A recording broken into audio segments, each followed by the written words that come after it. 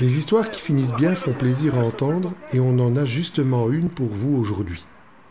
Il s'agit de Stéphane qui, après s'être fait voler son vélo, a pu le retrouver grâce à une balise de localisation Bluetooth.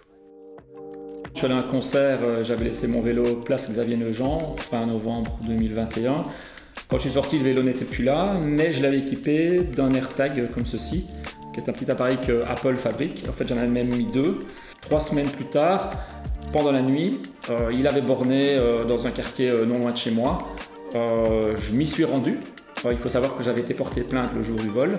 Et grâce à l'intervention de la police qui m'a aidé à le retrouver, on a pu repérer l'AirTag en se connectant avec mon téléphone physiquement dessus en Bluetooth contre la porte d'entrée de la maison en question. Et là, c'était sûr que l'AirTag était 80 cm derrière la porte.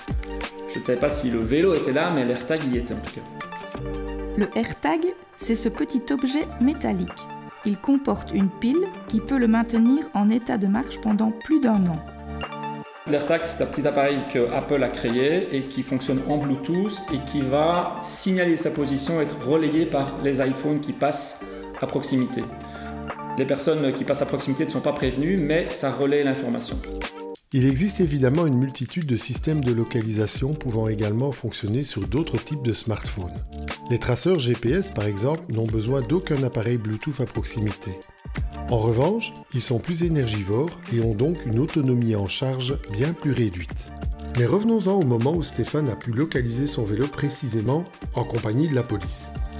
Il était plus ou moins 6h30 du matin, ils ont appelé le parquet pour avoir l'autorisation d'intervenir. Moi je suis resté en retrait, ils ont ouvert la porte d'entrée et mon vélo était juste derrière la porte. La personne qui le détenait prétendait l'avoir acheté la veille. J'ai attendu 1 an et 2 mois avant de le récupérer parce qu'il devait enquêter, poser des questions à la personne qui le détenait, qui elle-même avait renseigné une autre personne qui le détenait, qui était dans une autre commune, donc c'est un autre commissariat. Entre-temps, je n'ai eu aucune nouvelle et en ayant beaucoup insisté, finalement, on m'a dit que l'enquête était plus ou moins terminée. On n'a pas pu définir qui l'avait volé, dans quelles circonstances. Néanmoins, j'ai quand même pu récupérer enfin le vélo. Je donnerais 3 conseils. Le premier, c'est toujours d'aller porter plainte quand on vous vole votre vélo, parce que sans la plainte, je n'aurais pas pu avoir l'intervention de la police pour retrouver mon vélo. Le deuxième point qui est important, c'est de noter le numéro du châssis, du cadre. Et le troisième point qui est important, c'est d'en prendre des photos de petits dégâts ou d'accessoires que vous avez mis dessus, éventuellement en selfie dessus. Comme ça, vous pouvez vraiment prouver qu'un vélo retrouvé est le vôtre.